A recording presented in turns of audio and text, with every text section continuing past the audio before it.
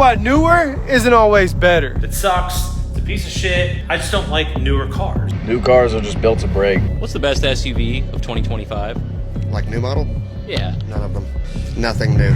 Car mechanics are finally breaking their silence about what's wrong with new cars. And it's not good news at all. Before we get started, don't forget to like the video and subscribe to the channel. This is why newer isn't always better. These great old car brands, they used to make fantastic cars that lasted forever, were easy to fix and cheap to fix. But now they all make straight trash. Escapes back in the day, man, they went 200,000 or 300,000 miles. And these things barely make it to 100 before they need a new powertrain system. The Jeeps used to make a nice inline 6 4.0 liter that lasted forever. Hard to kill it. But these 3.6 liters, they basically kill themselves. They start ticking, and once they do, they're just ticking time bombs until that cam finally goes out. Not to mention all the electrical issues that Jeep has with fuse boxes and computers nowadays.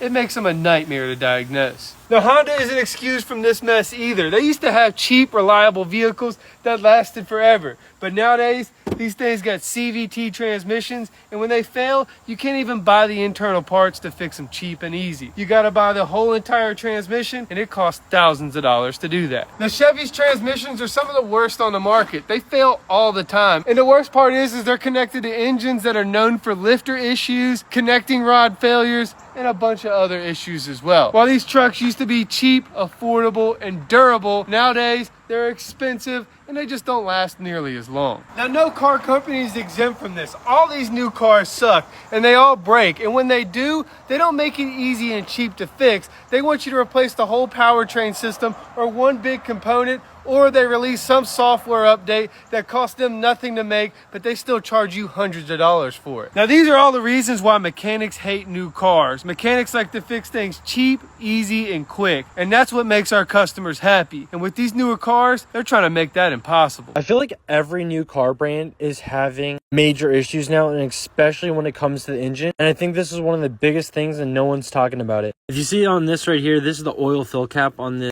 2002 Chevy Vortec 5.3 liter. And if you see right there, it says 5W30. And I think one of the biggest problems is that every new manufacturer now, to get to the regulation and to meet the fuel requirement that are so strict right now, going to thinner and thinner oil. Even this little 4-cylinder back from the early 2000s, even this one required 5W30. Well, let's say on this Jeep right here, this Pennstar 3.6 liter now requires 0W20. But the funny part is when this engine came out, it originally came out with 5W30 as the oil requirement. Again, as the emissions and the fuel requirements got tighter, they went to a thinner oil because it's more fuel efficient. But I think what we're sacrificing for fuel efficiency, we're sacrificing for reliability. I don't know about you, but I rather have reliability over fuel economy. If you take away a mile per gallon and tell me the engine will go another 100,000 miles longer, I'll take that every day. But I feel like that's the problem. We're chasing the fuel economy and we're costing ourselves reliable transportation. On today's episode of why cars cost more in today's market to fix than they should is a perfectly good set of Audi motor mounts. As you can see from these motor mounts here, they've got electronic connectors in them. Why do they have electronics in your motor mount? Good question. These have a solenoid in them that control the dampening of the engine. And as you can see from these mounts here, they are leaking, cracking, falling apart.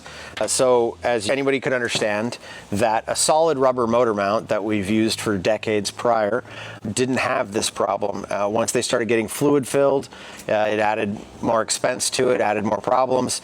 And now we went to adding electronics and fluid or vacuum in some cars, motor mounts to control the dampening. Makes a much smoother ride, a much more comfortable product. But as you can assume, anytime you put electronics into something, it ends up costing a lot more money. The most annoying thing about new cars is that manufacturers deliberately make repairs as expensive and inconvenient as possible. Want to fix it? Buy the entire unit or pay for software. This pisses mechanics off just as much as it does the owners, because we used to actually repair cars. Now they force us to just replace expensive modules. What's the best SUV of 2025? Like new model? Yeah. None of them. Nothing new. Stay away. He's so serious. I am being so serious. Tell us why, though. Why stay away from new? Well, I know there's a lot of new models out and new generations of things coming out right now, and that's just a recipe for disaster. You're going to run into problems. They have not ironed out the kinks. They don't know what they're going to run into, and I know of a few examples, like the Grand Wagoneer. I've heard that they are electrical nightmares. And I mean, they're coming off a lot with problems. It's just ridiculous. Even Toyota's having issues. I don't know so much with their SUVs, but the new Tundras I've heard a lot of nightmare stories about too. And that makes me sad because those were some pretty reliable trucks. What is one thing that people completely underestimate about car repairs? Engine repairs now, because back in the day, like 90s, 80s, it's just like, hey, I need an engine, slap one back in and we're all good to go, right? But now these days, because all these cars have these new modules and stuff like that, these new computers learn habits. If you have a bad engine, the PCM learns the habits from that bad engine. And if you're like, okay, we're gonna put the new one in, and you try to drive it like that, it's gonna run like if you actually never replaced the engine. So yeah, that's just one thing that people probably underestimate now these days. I really shouldn't be too surprised by this, but you know, it's one of those things I gotta ask. So I drive a 2025 Chevy Trailblazer, not by choice. I would never ever recommend getting one of these cars. It sucks, it's a piece of shit, and I just don't like newer cars. There's just way too much tech into them and just more problems to happen. Anyways, had an engine light come on the other day, stayed on all day, then eventually went off. I was like, okay. And then came on yesterday, had cruise control on, and then it turned the cruise control off on its own, like, what the hell? And it was off today, took it in, it ended up being, it's a speed sensor that's going bad in it.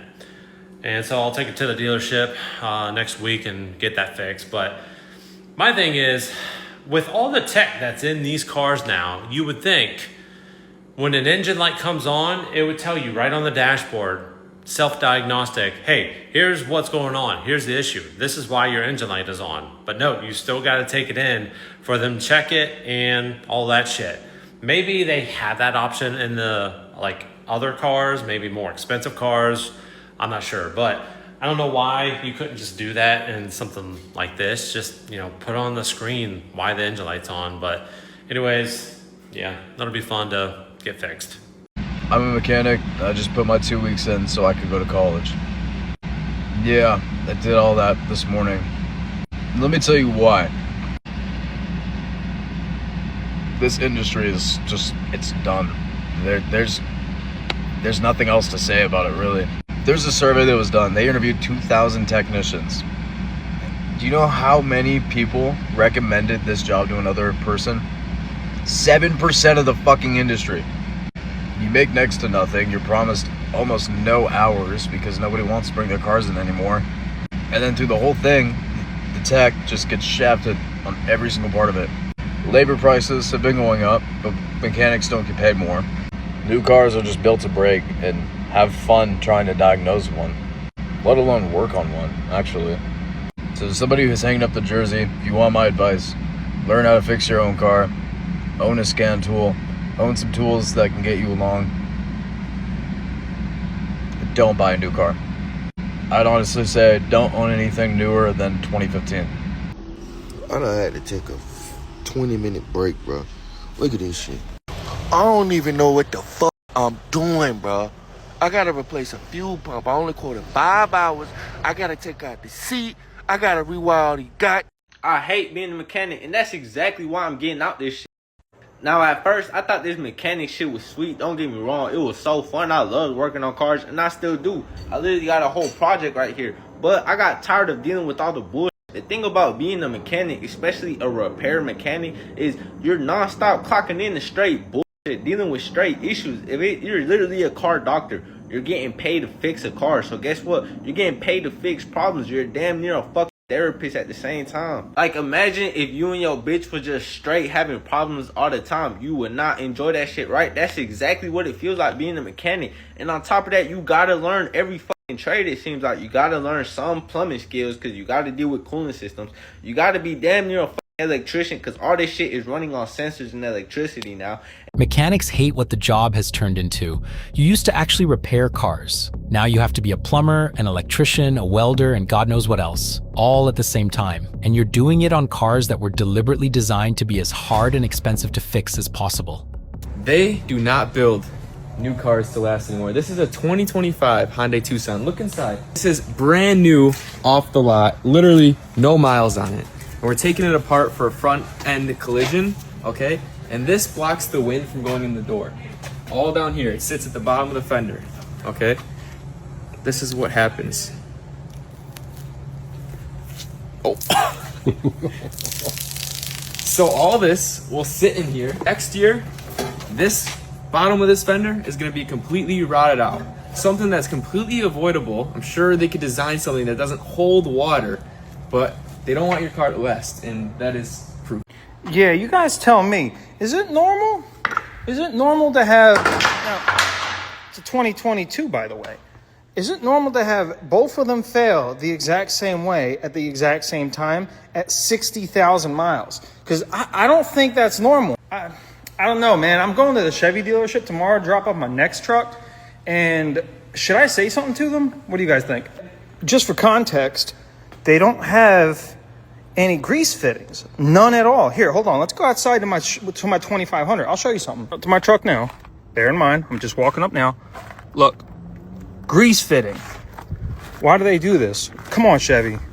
All right, so can we talk about the quality of these GM trucks, or the lack thereof? It's getting ridiculous. I mean, it's really to the point now that as a used car lot, we deal with mostly trucks, and we don't even want to deal with these Silverados anymore, because it seems like every single one that we come across has either a torque converter problem, it has something dropped a lifter.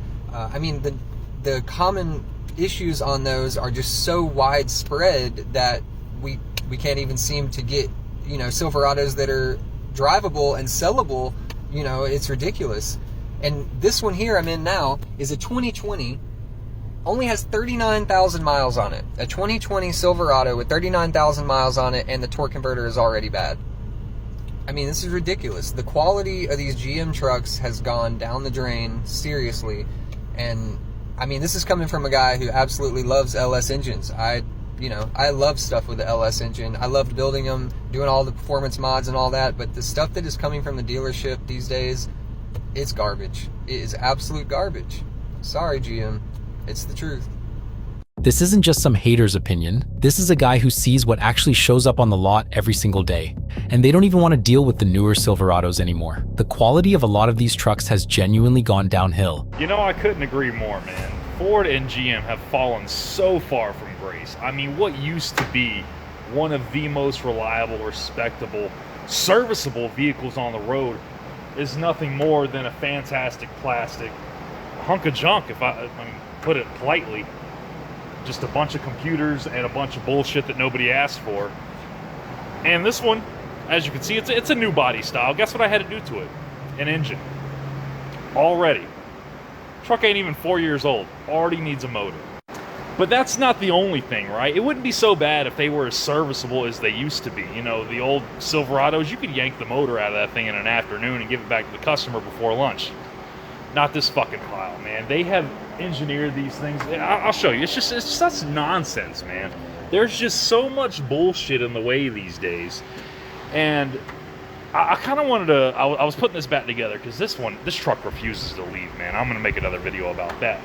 But as I'm going through this and working on these new vehicles, it just baffles me how much these automakers are cutting corners and cutting costs just to protect their bottom line at the expense of the consumer and the technician. Working on a 2025 Ford F-150, and this guy's getting a leveling kit installed. But I just couldn't believe how annoying Fords are. And I saw something about the Ford CEO coming out saying the reason, well, most dealerships are struggling is because they don't have any good mechanics around. And it seems like something is lost on him about, you know, the reason why. And just working on a brand new truck, I can tell you exactly why you don't have any mechanics at your dealerships.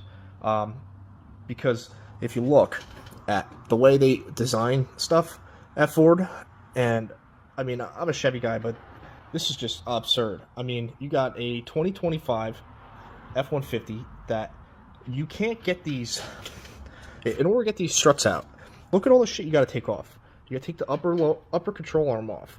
You got to take the fucking tie rod off. You got to take the CV axle out. You got to take all this extra stuff out. You got to make sure you're not going to break any of this shit. You got to take all these off, and just to pry down on it and stress your lower ball joint, stress all this shit just to get this out. And might I add, who puts studs on your struts? This would be so much easier. You just put a bolt there. Put a bolt here. What? That's all you gotta do. Put a bolt there. I would have got this out 25 minutes ago. But no, they don't want to do that. Or they could have put a stud over here and put the nut on here. No, they didn't do that either. What they did was they opted for the worst design possible. Look at this. Look how, what are they doing? Look at this. This is just corrosion waiting to happen. Look right here. See that? See, get the light in there. That's a tube. You know what happens with bolts and tubes? Water goes in there, and these will just snap right off. And not only that, I mean, look at this. Look at the design of this CV axle. See that? That's a 10mm thread hole.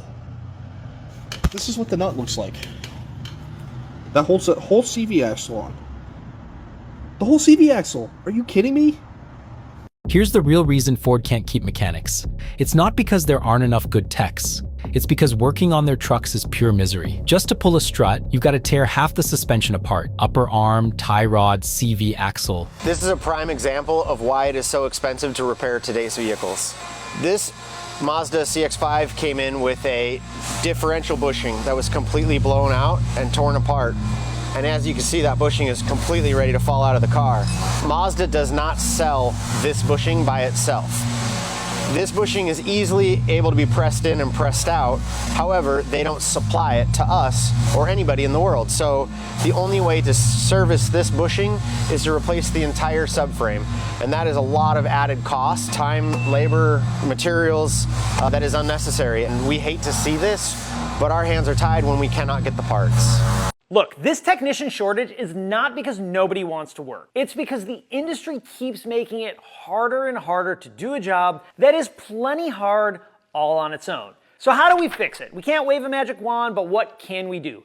Better pay, better benefits, better tool allowance, a clear career path. One of the negatives is once you hit Master Tech, for a lot of people, there's nowhere left to go unless you want to be a service advisor or a service manager. Better apprenticeship programs, better mentorship programs, better shop conditions, and one I barely scratched the surface on, not stupid labor times. All manufacturers with your dumb labor times, we need to get that stuff right. Or if we make the pay plan right, it won't really matter nearly as much as it does right now. While I don't think the automotive technician career is doomed, I do think if you're not chasing to be a very highly skilled high-end technician and you fall in the middle, you're gonna really struggle way more than you have to. So I still think there's an insane amount of opportunity that you can find to have a very good income, good career that's satisfying and gives you pride in what you do. But now, modules are so sophisticated that the computer used to program them can't just be a standalone computer. It has to tie into a server. Let's say we're at a Toyota dealership. The computer used to program your modules won't even work unless it can talk to Toyota's server, their mainframe computer, to verify all this data. So even if you go buy that expensive dealer scan tool, it still isn't going to work because it needs an account set up with Toyota mainframe. Now that's not going to affect the common car user who's fixing their car on the weekend, a few little things here or there. But I do get emails to say, if I buy the dealer scan tool, will it work? Probably not. They have that locked down pretty tight. Now how does it affect us as the shop owner? Cost. There's car companies out there that say, yes, we'll allow you to log into our computer system, and so it will allow you to program modules, but it costs $10,000 a year. So if a shop pays that, they're not just going to lose that money, they're going to charge you for it. Manufacturers deliberately lock down module programming so independent shops can no longer properly repair cars. Now, even an expensive scan tool is useless without paying thousands every year just to access their servers. This video is for the guy that designed stretch fit belts. I don't know you, but I don't like you. I don't understand why you would do this. This doesn't make any sense. I don't understand why. The belt system was fine. We went from V belts that needed to be tensioned, and you know, that was a little annoying. And then we went to automatic tensioners, a little spring-loaded action, and that was great. And that was great. And you came up with this? Why? Leave things alone. Sometimes they're fine. They don't need to be fixed. Leave things alone, man. If it ain't broke, don't fix it. That's the rules at the mechanic shop. This is going to be part one of a series we're going to call Why Mechanics Hate Engineers. See, I'm replacing this here control arm. This is the bolt that holds into the subframe. Now, they could have done something helpful. With all this open space, this bolt could have come right out here. But instead, one of those things that makes you go, fuck! Oh, not only that, the sway bar has to come down, so that has to come down. Sure, that bar has to come out. Except the bolt is under the fucking skirt. I use something called a wobble socket because where I had it, I mean, this is still here now. See why mechanics don't like engineers? It's like, you guys didn't think about this. I'll tell you why they didn't think about this. It's the person that designed this rear transaxle here is not the same person that installed it in the car. You just didn't think about it. It's okay. We forgive them. Again. So I'm going to loosen again. Here we go. I mean, we could have just made this like a little bit of a larger cutout. That's it. Save your company some money on plastic. But no. Let's loosen this one. Let's hold this out of the way and drain this. Hopefully we don't make a mess. There it is. We are going to make a mess.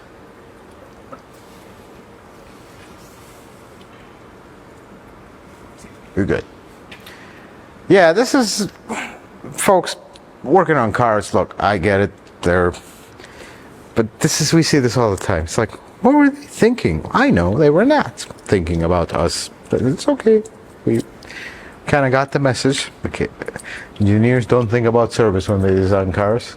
It's somebody else's problem. Almost feels that way. All right. Well, it looks like this thing is done. Let's put a new gasket on the drain plug.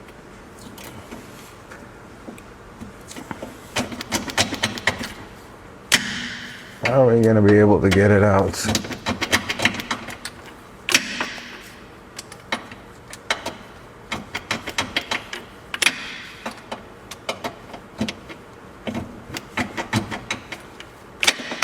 Okay.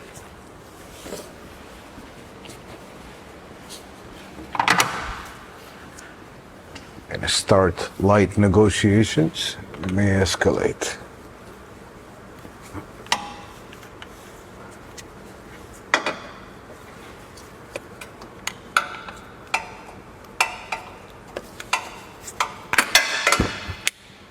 Light negotiations worked, folks. So here's what happens with these, and we're seeing this a lot. When the door opens, sometimes when it closes, it starts making a squeaking sound or it shakes. Let's see if it does it now.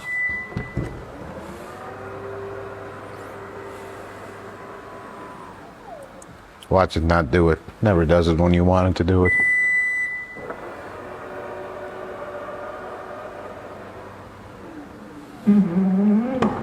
There it is. Didn't do the shake. Sometimes as it's coming down, it'll start like kind of shaking and closes. Let's see if it does it this time. There it is. Hear that sound. Mechanics hate the engineers who design modern cars. They deliberately design parts so that a simple repair turns into a long, painful job. Not because it couldn't be done better, but because this way is more profitable. Working on new vehicles be like.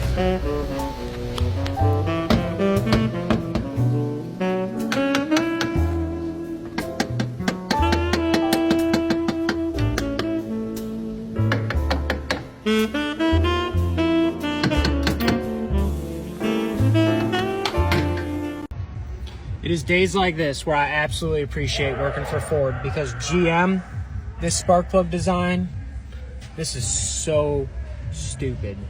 What a pain in the ass. I don't know how you GM guys do it. This is annoying.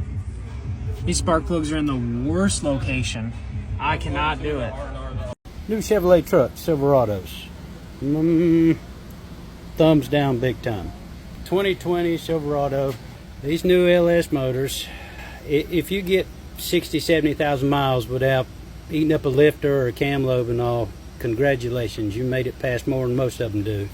Then, come on guys, no belt tensioners, stretch belts. Stretch belts on everything. You have a belt brake sitting on the side of the road, traffic whizzing by, and you've got no tools.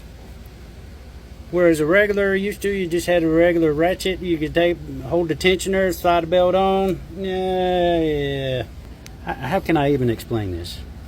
Water pump is made now, the brackets and all are made for water pump for the alternator.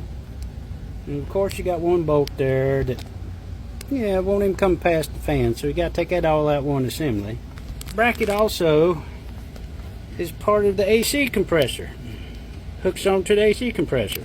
There's a stud right down there, runs through the compressor and then through the water pump assembly. Yeah, brilliant design engineers.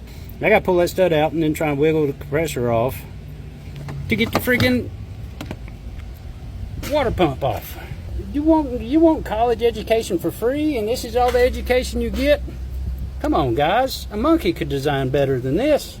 Thanks for watching. Don't forget to share your thoughts in the comments. See you in the next videos.